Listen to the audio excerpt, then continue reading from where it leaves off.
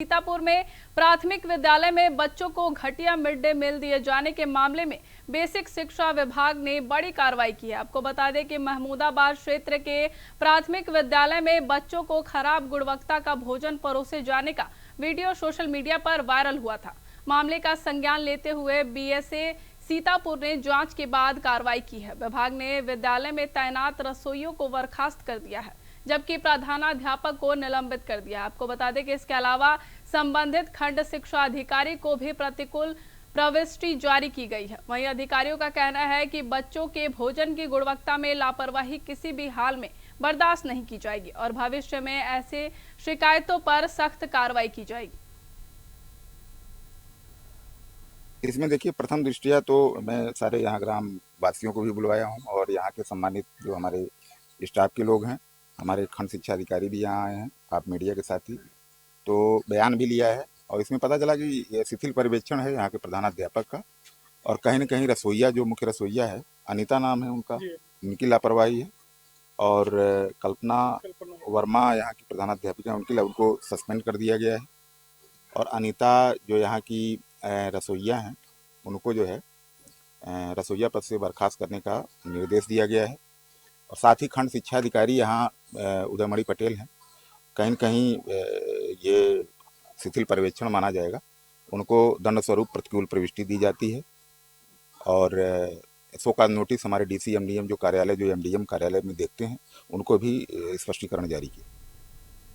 अब बढ़ते अगली खबर की ओर। प्रयागराज में राहुल गांधी के कार्यक्रम की अनुमति निरस्त होने के मामले पर सियासत तेज हो गई है। आपको बता दें कि कांग्रेस प्रदेश अध्यक्ष अजय राय ने प्रेस वार्ता कर अपना पक्ष रखा है। उन्होंने कहा कि केपी ट्रस्ट ने छात्रों से संवाद कार्यक्रम के लिए 30 जुलाई को राहुल गांधी को अनुमति दी थी और उस समय कोई आपत्ति नहीं जताई गई थी। अजय राय ने आरोप लगाया कि सरकार के दबाव में अनुमति रद्द की गई है। उन्होंने कहा कि राहुल गांधी हर हाल में 8 अगस्त को प्रयागराज जाएंगे और छात्रों से संवाद भी करेंगे। वह आपको बता दें कि कांग्रेस प्रदेश अध्यक्ष ने प्रशासन से कार्यक्रम के लिए वैकल्पिक स्थान उपलब्ध कराने की मांग भी की है। उन्होंने स्काउट गाइड इंटर कॉलेज या हॉलैंड हॉल मैदान का भी विकल्प सुझाया है। वहीं उन्होंने सरकार पर राहुल गांधी की लोकप्रियता से घबराने का आरोप भी लगाया है। देखिए, केपी ट्रस्ट ने हम लोगों को ये 30 तारीख को परमिशन दिया है। ये 30 तारीख का परमिशन आप देख सकते हैं, ये बाकायदे इन्होंने हमको दिया 30 तारीख को। उस समय कोई भी हवाला नहीं दिया गया और उसमें कोई बात नहीं की गई। तो अगर सब कुछ ठीक था तो परमिशन आपने हमें दिया, अगर नहीं ठीक था तो परमिशन क्यों दिया गया? इससे साबित हो रहा है कि सरकार के दबाव में ये परमिशन कैंसिल किया गया है।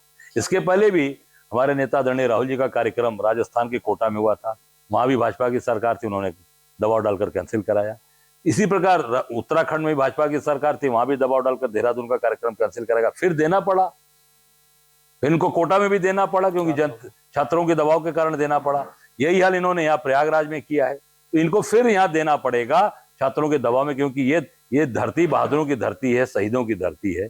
और यहाँ प्रतियोगी छात्र शुरू से इस जगह से अपना भविष्य तलाशते हैं। हजारों हजार आईपीएस आईएएस पीसीएस यहाँ से बने हैं और बच्चों का पूरा भविष्य का प्रश्न है। राहुल जी आएंगे 8 को, बच्चों से संवाद करेंगे।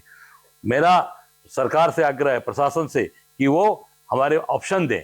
ऑप्शन के तौर पे यहाँ पर स्काउट गाउट की जमीन है, हॉलैंड हॉल की जमीन है, वो दें। हम कार्यक्रम करने के लिए तैयार हैं, क्योंकि हम चाहते हैं कि बच्चों के भविष्य के साथ हम लोग, हमारे नेता राहुल जी संवाद करें और उनका भविष्य उत्तम करें। बढ़ते अगली खबर की ओर। पीलीभीत जिला अस्पताल की स्वास्थ्य व्यवस्थाओं पर गंभीर सवाल खड़े हुए हैं।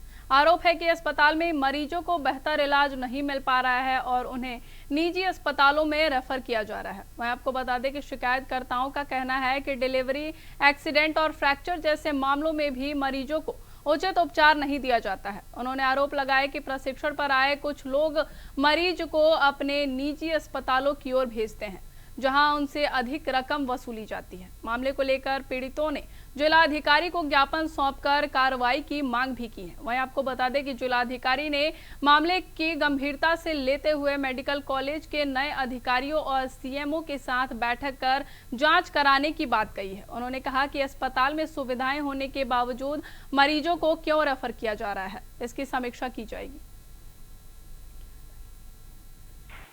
मेरी भैया जी ये मांग है कि सरकारी अस्पताल में जो भी पेशेंट जाते हैं तो उनका इलाज सही से नहीं होता है। वहाँ पर जो भी जाते किसी भी प्रकार का डिलीवरी केस हो, फ्रैक्चर हो या किसी भी रिलेटेड या कोई एक्सीडेंट हो, कि अगर कोई भी जाते हैं तो उनका सही से इलाज नहीं होता है। पहले उन्हें कहते हैं कि हाँ ये हो जाएगा, वो हो जाएगा, फिर थोड़ी देर के बाद उनके परिजनों से कहा जाता है कि ये सुविधा यहाँ उपलब्ध नहीं है, आपको किसी निजी अस्पताल में जाना पड़ेगा। और वहाँ पे कुछ डॉक्टर जो हैं जो वहाँ सरकारी अस्पताल में बैठते हैं और अपने निजी अस्पताल भी खोल रखे हैं और कुछ प्रैक्टिस पे बैठे हुए हैं। उन्हीं अस्पतालों में उन्हें रेफर कर दिया जाता है और उनसे मोटा पैसा वसूला जाता है। बेचारे बहुत से ऐसे गरीब लाचार जो हैं जो अपनी पैसा नहीं दे पाते हैं, तो उनके परिजनों की मौत तक हो जाती है। मैं अपनी आप बीती बता रही हूँ, मेरी माँ का 2-3 बार एक्सीडेंट हुआ और 2-3 बार गवर्नमेंट एम्प्लॉय थी, तो दोनों 3 बार उन्होंने कभी भी कोई सही से ट्रीटमेंट ना करके मेरे माँ को भोजीपुरा हॉस्पिटल राममूर्ति में भेजा गया, मेरे भाई को भेजा गया। तो मैं इस चीज़ से बहुत अच्छे से पीड़ित भी हूँ और इस चीज़ से अवगत भी हूँ कि यहाँ पर बहुत सी जिम्मेदारी से काम नहीं हो रहा है। यहाँ पर हमेशा ही डॉक्टर लोग ऐसा करते हैं कि अपने सामने वाला अपने आप परिजन घबरा जाते हैं।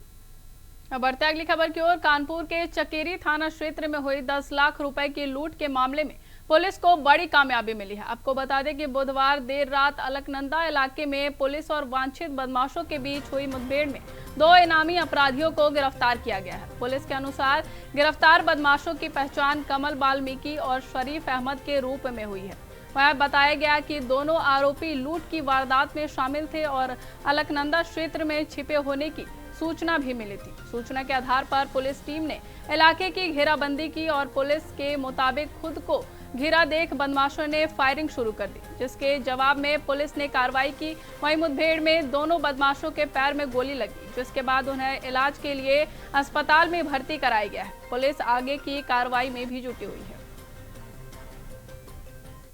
दिनांक 3 अगस्त 2026 को श्यामनगर चकेरी में दिन दहाड़े अपराधियों के द्वारा एक शरणचंद त्रिपाठी, वहां के निवासी हैं, उनके घर में घुस के उनकी वाइफ को और उनके बच्चों को बंधक बना के घर से लूटपाट की गई। ये बहुत ही डेयरिंग घटना थी, जिसको कानपुर कमिश्नरेट पुलिस ने एज ए चैलेंज एक्सेप्ट किया और रिकॉर्ड 48 घंटे में घटना का अनावरण किया।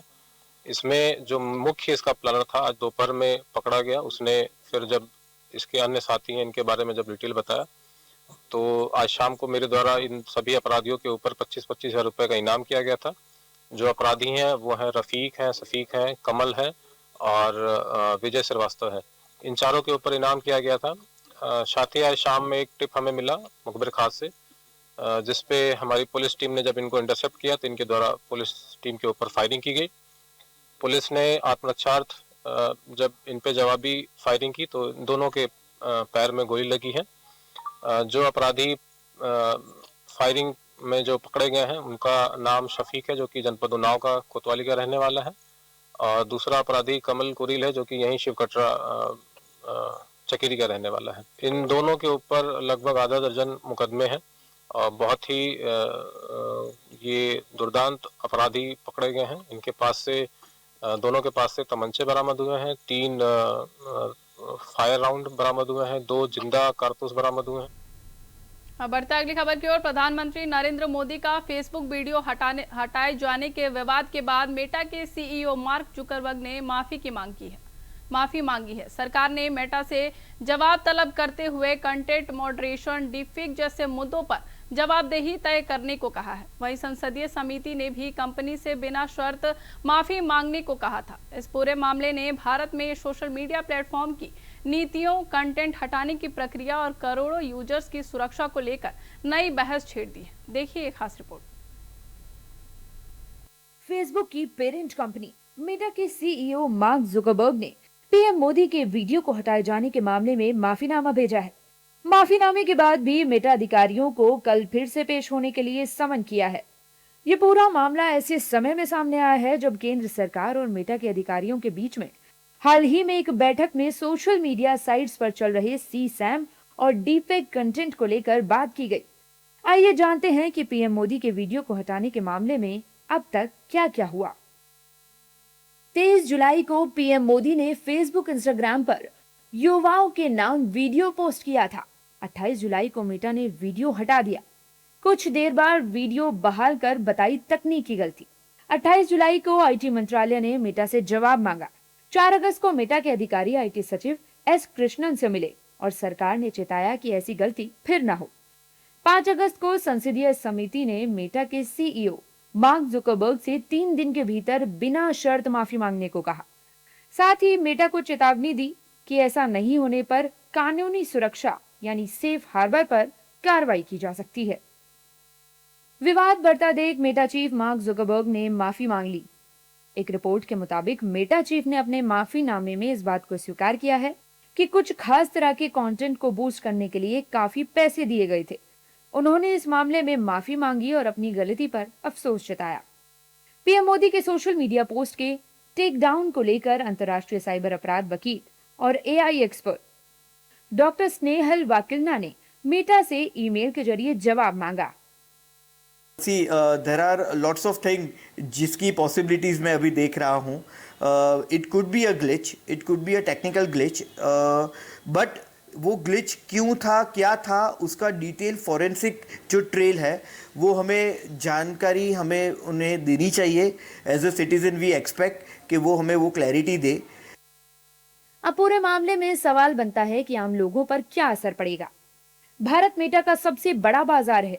व्हाट्सएप के 60 करोड़ से ज्यादा, इंस्टाग्राम के करीब 48 करोड़ और फेसबुक के करीब 40 करोड़ यूजर हैं। मेटा के किसी भी फैसले का असर सीधे करोड़ों भारतीयों पर पड़ता है। ऐसे में सोशल मीडिया कंपनियों के कंटेंट हटाने के नियमों पर ज्यादा निगरानी हो सकती है। गलत तरीके से हटाई गई पोस्ट या अकाउंट के मामलों में कंपनियों पर जवाबदेही बढ़ सकती है। इस पूरे मामले ने भारत में सोशल मीडिया प्लेटफॉर्म्स की नीतियों, कंटेंट हटाने की प्रक्रिया और करोड़ों यूजर्स की सुरक्षा को लेकर नई बहस छेड़ दी है। अब बढ़ते अगली खबर की ओर। पाकिस्तान के कब्जे वाला कश्मीर लगातार पाकिस्तान के हुक्मरानों और सुरक्षा बलों की बर्बरता का शिकार हो रहा है। अब तक मिली जानकारी के अनुसार पाकिस्तान की सेना ने पीओके में 90 लोगों को मौत के घाट उतार दिया है। ये वो नंबर हैं जो मीडिया के सामने आया है। हकीकत में ये आंकड़ा इससे कई गुना ज्यादा भी हो सकता है, क्योंकि पाकिस्तान ने पीओके में इंटरनेट और मोबाइल सेवा भी बंद कर रखी है, जिससे सच्चाई दुनिया के सामने नहीं आ पा रही है। देखिए रिपोर्ट।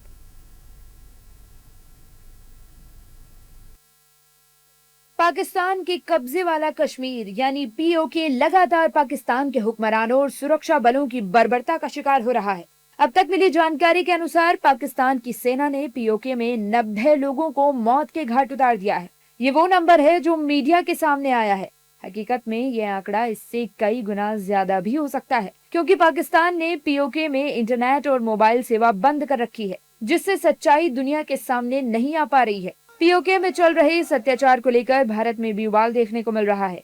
असदुद्दीन ओवैसी और मानवाधिकार रक्षक और एटीवीके की अध्यक्ष तस्लीमा अख्तर ने प्रतिक्रिया दी है। तस्लीमा अख्तर ने कहा कि पाकिस्तान को पीओके की जमीन चाहिए, लेकिन लोग नहीं। इसके साथ ही उन्होंने कहा कि अब समय आ गया है कि हमें पीओके को कश्मीर का हिस्सा बनाना होगा। आइए आपको उनका ये बयान सुनवाते हैं, फिर आपको बताते हैं कि इस मामले पर ओवैसी ने क्या कहा है। वक्त आ चुका अब उनको उन जालिम रेंजर, जालिम आर्मी और पाकिस्तानी जालिम हुकूमत से आज़ाद करने की, क्योंकि हमेशा पाकिस्तान को पीओके की लैंड चाहे, लोग नहीं चाहे।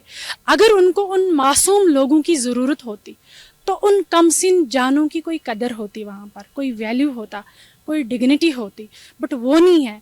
जब मैं वो वीडियोस वहाँ के देख रही हूँ, लाइव वीडियोस वहाँ पर चल रहे हैं, चिल्ला चिल्ला के वहाँ की औरतें, बच्चे पुकार रहे हैं, कोई तो आए हमारी मदद के लिए, कोई तो हमें बचाए इन जालिमों जाबरों से, इन जालिम हुक्मरानों से। बट मुझे लगता है अब वो वक्त आ चुका है। अब बाय डायलॉग ही नहीं चलेगा, अब बातों से ही नहीं चलेगा, अब फिजिकली भी मूवमेंट करनी पड़ेगी। अब वहाँ तक जाना पड़ेगा, अपने हिस्से को हमें मिलाना पड़ेगा इंडियन कश्मीर के साथ। अब आइए आपको ओवैसी का बयान सुनवाते हैं। पीओके में जो हो रहा है मैं उसको कंडेम करता हूं। जिस तरीके से वहां पर लोगों को मारा जा रहा है वहां की सरकार की तरफ से, मैं उसको कंडेम करता हूं। आपको जानकारी के लिए बता दें कि पीओके भारत के जम्मू कश्मीर का ही एक हिस्सा है, जिस पर पाकिस्तान ने अवैध रूप से कब्जा कर रखा है और यहाँ से उठने वाली हर एक आवाज का वो दमन कर रहा है।